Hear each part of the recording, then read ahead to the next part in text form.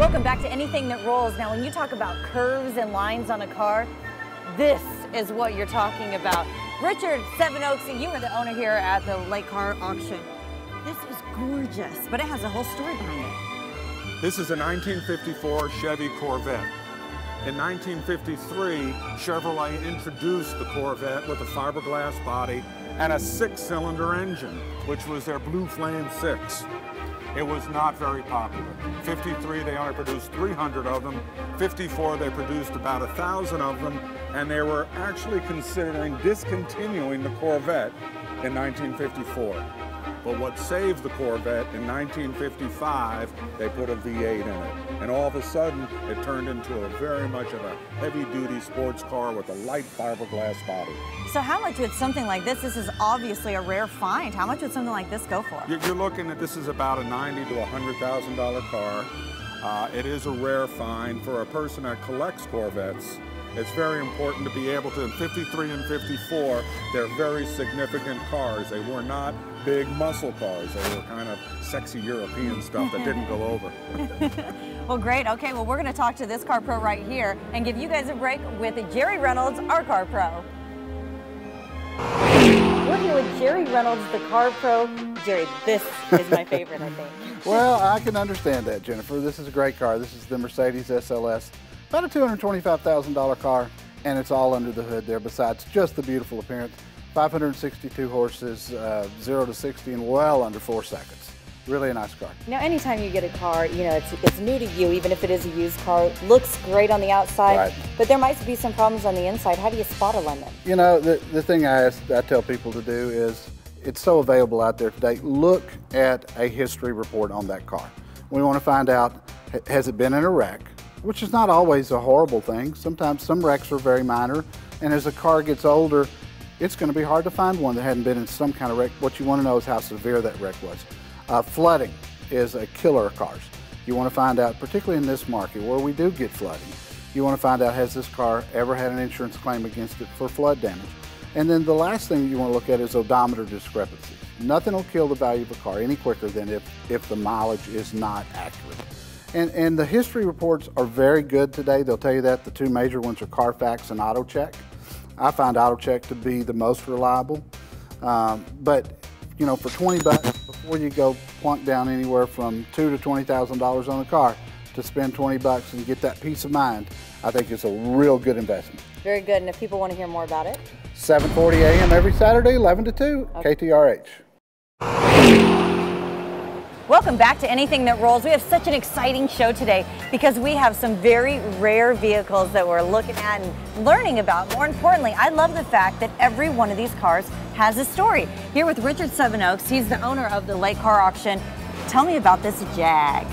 Jaguar, obviously, is an English car. This is a 1956 XK140. After World War II, all the GIs were coming back from England and overseas, and they were infatuated with the small English sports car.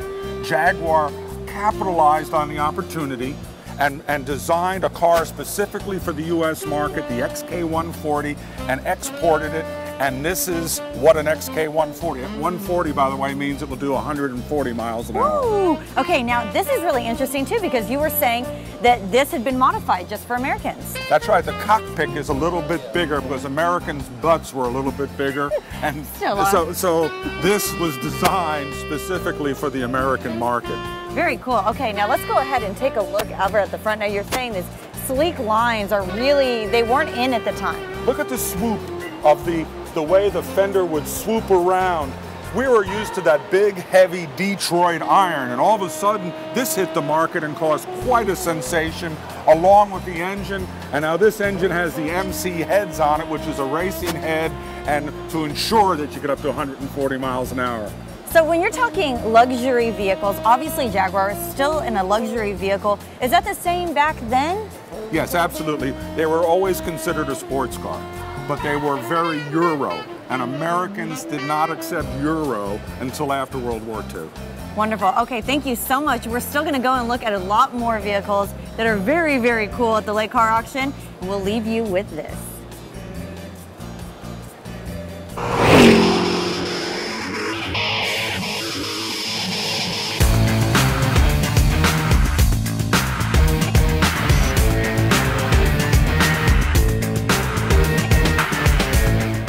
collect coins, stamps, or even baseball cards, but today we have a car collection that will knock your socks off. This is Sanjay Mehta.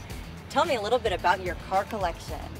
I've been collecting Matchbox cars since I was 3 years old, so I just sort of never stopped. I just kind of still a kid at heart. So. And what I love about your car collection is you've got one for every outfit.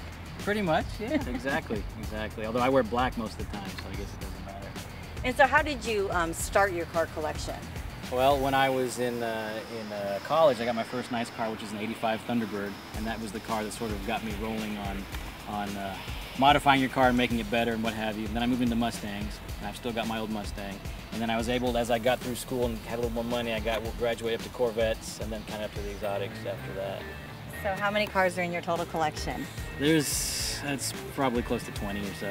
Like the collection, I've got old Lincolns that no one would even take a second look at, and I've got kind of the exotic sports cars. So they make me happy in different ways. There's different attributes to different cars. Okay, well let's take a look at some of these. Sure. This is the special limited edition Mercedes SL65 Black Series. What makes this car unique is that it has a twin-turbo V12 engine that makes close to 700 horsepower, and the entire body, instead of being metal or aluminum like most cars, is carbon fiber. This one is unique. This is a ZR1. Now they have a brand new ZR1 Corvette that just came out, but this is the original ZR1 from 1990. But this particular car has a custom motor built by the late, great John Lingenfelter. You can see his name on the intake manifold. So John Lingenfelter took what was already the best Corvette of 1990 and elevated it to a different level, increasing the power from 400 up to 660 horsepower. So this is the 2010 Corvette ZR1. So this is the newest version of the 55-year Corvette history that's gone on, 57 years actually. This one is the fastest Corvette ever built. It has a supercharged engine that makes 640 horsepower. This same model was the exact car that was featured in the old Tom Cruise movie Risky Business. And so that's kind of where it got its fame from in the U.S. market. So why have a car like this in your collection? Well, the shape of this car is actually what did it for me. But even before, I love the power and everything else, but there's a lot of fast cars out there. The shape of this car was actually inspired by the original 60s Ford GT40, which won Le Mans and beat Ferrari at Le Mans in the 60s, back in the days when Henry Ford II went head-to-head with Enzo Ferrari and took him on and beat him on his home turf in Europe. And so this car was actually built in 2005 to commemorate Ford's 100th anniversary. And they only made them for 2 years and not making them anymore, so it's a limited production item. All right, now it's time to take a test drive. We'll see you guys later. Peace.